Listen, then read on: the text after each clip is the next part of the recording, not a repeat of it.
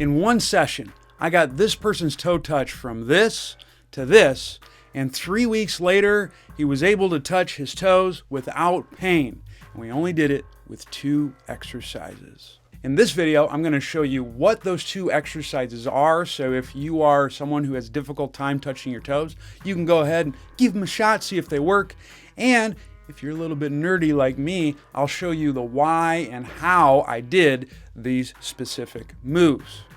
Now I'll preface, these 2 moves work best for someone who gets a lot of rounding through their lower back, but they have a difficult time pushing the hips back, like so. Conversely, if you're someone who has a flatter back, but you can't touch your toes, these moves aren't probably going to be as effective. You want to see how to do them? Let's head to the gym and I'll show you what moves we chose. The first move was a tall kneeling hinge position. This is to focus on the breathing sequence needed to create the spinal shape to allow you to touch your toes. So you're going to feel a lot of abs if you do this correctly.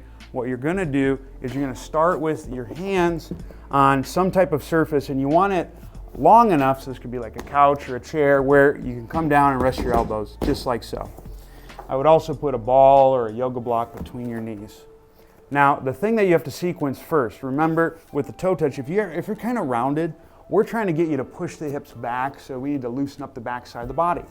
So what you want to do is you want to keep your eyes on your fingertips, or even like maybe 5 feet ahead of you, and you want to sequence 2 things at once. You want your elbows to drop and your hips to move backwards like this at the same time.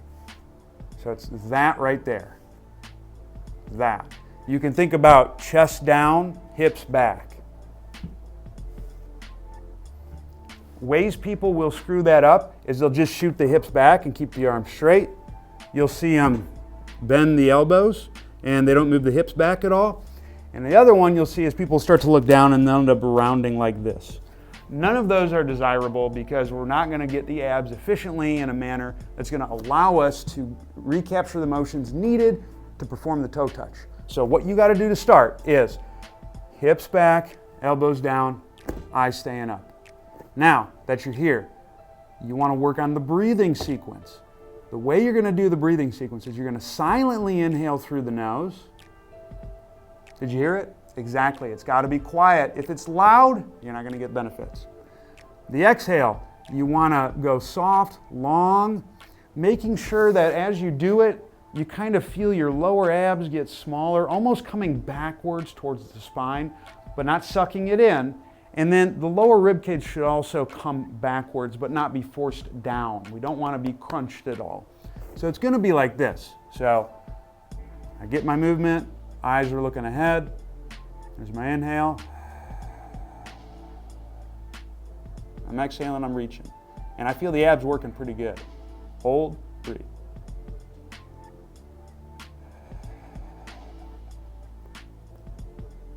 And you can see, if you kind of zoom in, I'm shaking.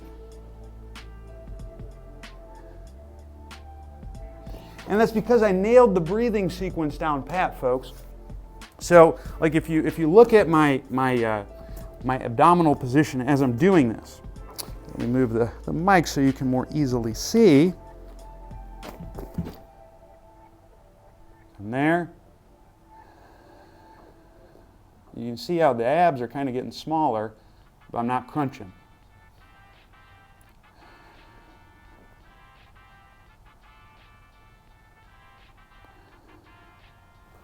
If you're doing that and it seems easy, if you really want to make it more difficult, you can either lower the surface or gently squeeze the ball, barely lift the knees up.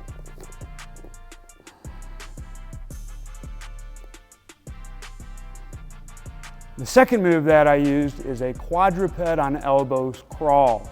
What you're going to feel with this particular move is you're going to feel the abs working, and that's really about it. If it feels easy, you're probably doing it wrong. You're probably not exhaling enough and moving slowly enough. Really, the movements are slow, methodical, and you want to make sure you're sequencing the breathing correctly. Here's your setup. It's going to be very similar to the first move, only this time we're going to go on the ground. So you want to get on forearms and knees. You want to make sure that your knees are pretty much underneath your hips, your elbows are pretty much underneath your shoulders. A lot of times people mess this up by starting like this, right? Where the hips are way behind the knees and the elbows are way ahead of the shoulders. We want everything atop of one another. Move number 2, eyes look up towards the fingertips. Not head like this, just like let your eyes gently drift upward, like so. Now the first thing you gotta do once you got the setup is you're gonna take a silent inhale through the nose. You wanna exhale, slowly reach, pushing through the forearms, moving your chest away from the ground. Like that. You wanna make sure that you exhale long enough, you don't crunch, and you don't lose sight of the fingertips. Like that. Right now, if you get it right, you're gonna feel a little bit of lower abs engage. Now, that's the setup. Here's the movement piece. You're only gonna move about 6 inches at a time. And so what you wanna do is as you're breathing in, you're gonna press one forearm down and the opposite knee down. So if I'm pressing with my left, I'm gonna push my right knee down into the ground. And then with the opposite arm and leg, you wanna lift up and back slightly like that, right there. And that's during the inhale. On the exhale, that's when you wanna set your arm and your leg back down. So, just to recap, I'm gonna go eyes on the fingertips. Exhale, reach. Just like that. And then, it's inhale, up and back, exhale, back down without sagging. And it should be a lot of abs.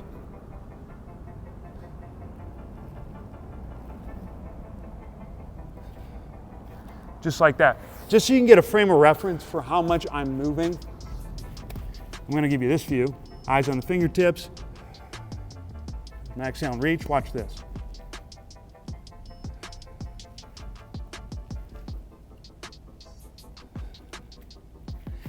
You can see it's really not much, but my abs are going bananas with this move.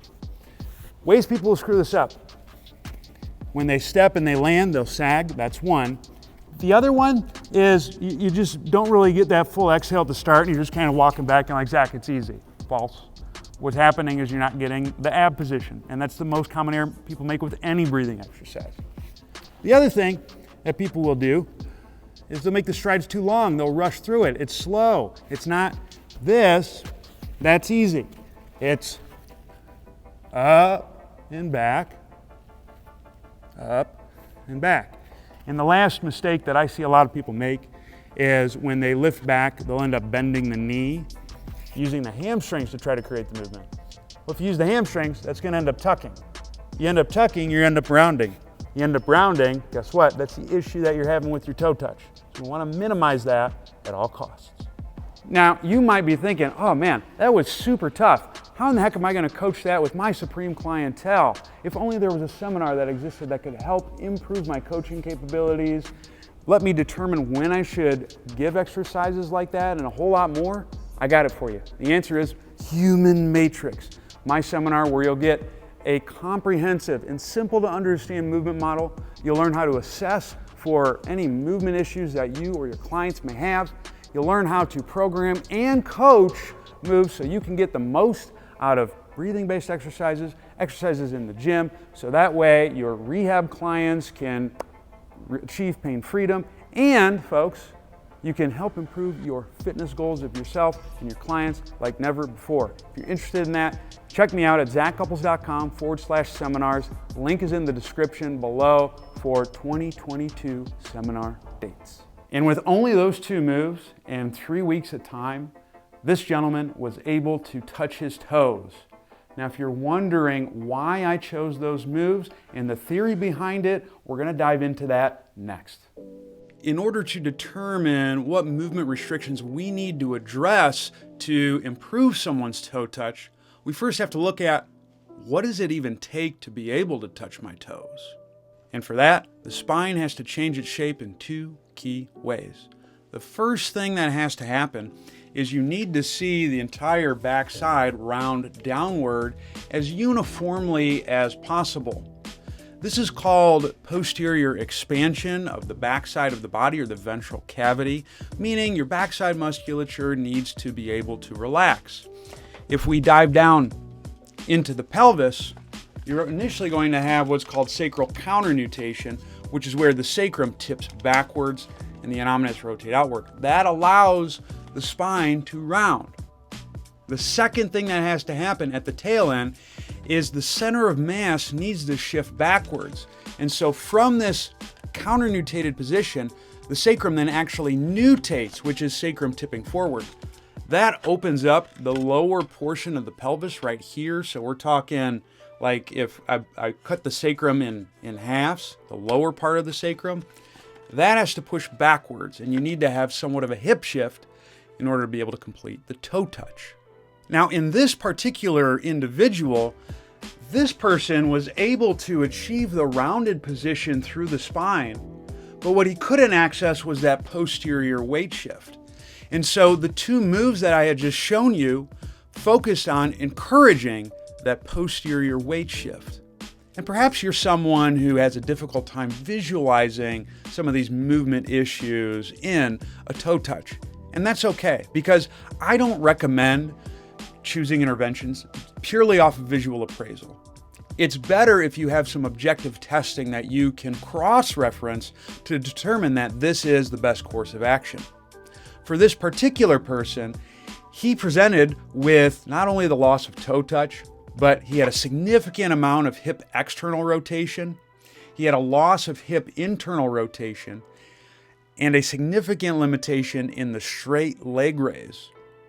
When you see those three things, there's a good chance that you likely need to do something to improve expansion or increased movement extensibility in the lower portion of the pelvis. So that is this area right here, which is right below the level of the sacrum. Kind of think like hamstrings, lower glutes, things of that nature. Now, the other thing that led me to think about going in this direction was this particular individual had a loss of shoulder external rotation. Now, you might be thinking, Zach, what does shoulder range of motion have to do with my ability to touch my toes? Well, it turns out a lot. Because with this particular individual, he had a narrow infrasternal angle, which is a narrower rib cage, so one that's a little bit more vertically oriented. We would expect with this presentation that there would be an increase in external rotation range of motion, generally because the backside is a little bit more mobile, and that's just based on the structure. But this person didn't have that. And so you got to think, that's interesting. Based on this person's structure, they should have it. So how did they create that limitation? And the way that they created that limitation was by anteriorly tilting the thorax like so. And that's why in the first picture, which I'll show you right here, you can see that he gets a bend at really just one specific segment in the thorax. The upper back appears to be a little bit flat, and you don't see the pelvis shifting backwards. And the reason why is because when you tilt the thorax anteriorly like so, it creates a reduction in external rotation of the shoulders. So all of that is a telltale sign that this person can't shift their center of mass back.